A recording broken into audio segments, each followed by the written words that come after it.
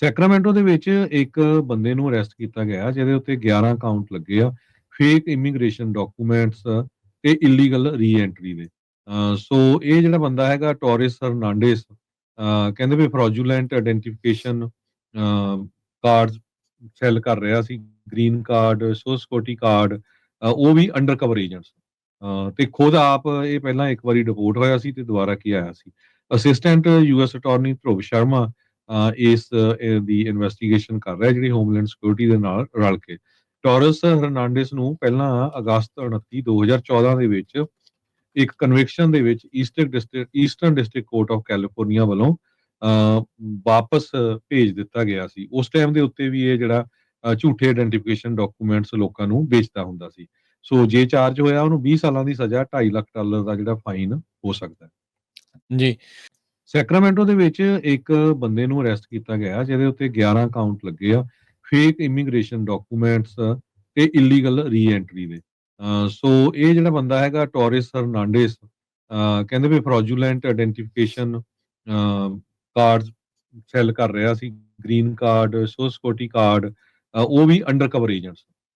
ਤੇ ਖੁਦ ਆਪ ਇਹ ਪਹਿਲਾਂ ਇੱਕ ਵਾਰੀ ਡਿਪੋਰਟ ਹੋਇਆ ਸੀ ਤੇ ਦੁਬਾਰਾ ਕੀ ਆਇਆ ਸੀ।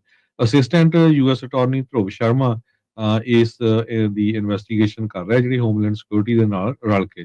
ਟੋਰਸ ਹਰਨਾਂਡੇਸ ਨੂੰ ਪਹਿਲਾਂ ਅਗਸਤ 29 2014 ਦੇ ਵਿੱਚ ਇੱਕ ਕਨਵਿਕਸ਼ਨ ਦੇ ਵਿੱਚ eastern district court of California ਵੱਲੋਂ ਵਾਪਸ ਭੇਜ ਦਿੱਤਾ ਗਿਆ ਸੀ। ਉਸ ਟਾਈਮ ਦੇ ਉੱਤੇ ਵੀ ਇਹ ਜਿਹੜਾ ਝੂਠੇ ਆਇਡੈਂਟੀਫਿਕੇਸ਼ਨ ਡਾਕੂਮੈਂਟਸ ਲੋਕਾਂ ਨੂੰ ਵੇਚਦਾ ਹੁੰਦਾ ਸੀ। ਸੋ ਜੇ ਚਾਰਜ ਹੋਇਆ ਉਹਨੂੰ 20 ਸਾਲਾਂ ਦੀ ਸਜ਼ਾ, $2.5 ਲੱਖ ਦਾ ਜਿਹੜਾ ਫਾਈਨ ਹੋ ਸਕਦਾ ਹੈ। ਜੀ। ਸੈਕਰਾਮੈਂਟੋ ਦੇ ਵਿੱਚ ਇੱਕ ਬੰਦੇ ਨੂੰ ਅਰੈਸਟ ਕੀਤਾ ਗਿਆ ਜਿਹਦੇ ਉੱਤੇ 11 ਕਾਊਂਟ ਲੱਗੇ ਆ ਫੇਕ ਇਮੀਗ੍ਰੇਸ਼ਨ ਡਾਕੂਮੈਂਟਸ ਤੇ ਇਲੀਗਲ ਰੀ-ਐਂਟਰੀ ਦੇ। ਸੋ ਇਹ ਜਿਹੜਾ ਬੰਦਾ ਹੈਗਾ ਟੋਰਿਸ ਹਰਨਾਂਡੇਸ, ਕਹਿੰਦੇ ਵੀ ਫਰਾਡੂਲੈਂਟ ਆਇਡੈਂਟੀਫਿਕੇਸ਼ਨ ਕਾਰਡਸ ਸੈੱਲ ਕਰ ਰਿਹਾ ਸੀ, green card, social security card, ਉਹ ਵੀ ਅੰਡਰ ਕਵਰ ਏਜੰਟਸ। ਤੇ ਖੁਦ ਆਪ ਇਹ ਪਹਿਲਾਂ ਇੱਕ ਵਾਰੀ ਡਿਪੋਰਟ ਹੋਇਆ ਸੀ ਤੇ ਦੁਬਾਰਾ ਕੀ ਆਇਆ ਸੀ। ਅਸਿਸਟੈਂਟ ਯੂਐਸ ਅਟਾਰਨੀ ਧਰੁਵ ਸ਼ਰਮਾ ਦੀ ਇਨਵੈਸਟੀਗੇਸ਼ਨ ਕਰ ਰਿਹਾ ਜਿਹੜੀ ਹੋਮਲੈਂਡ ਸਿਕਿਉਰਿਟੀ ਦੇ ਨਾਲ ਰਲ ਕੇ।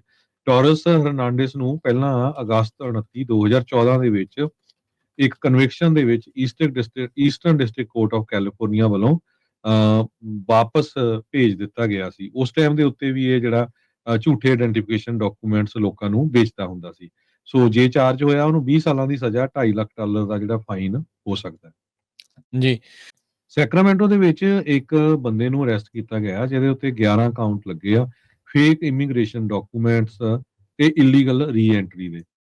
ਸੋ ਇਹ ਜਿਹੜਾ ਬੰਦਾ ਹੈਗਾ ਟੋਰਿਸ ਹਰਨਾਂਡੇਸ, ਕਹਿੰਦੇ ਵੀ ਫਰਾਡੂਲੈਂਟ ਆਇਡੈਂਟੀਫਿਕੇਸ਼ਨ ਕਾਰਡਸ ਸੈੱਲ ਕਰ ਰਿਹਾ ਸੀ, green card, social security card, ਉਹ ਵੀ ਅੰਡਰ ਕਵਰ ਏਜੰਟਸ।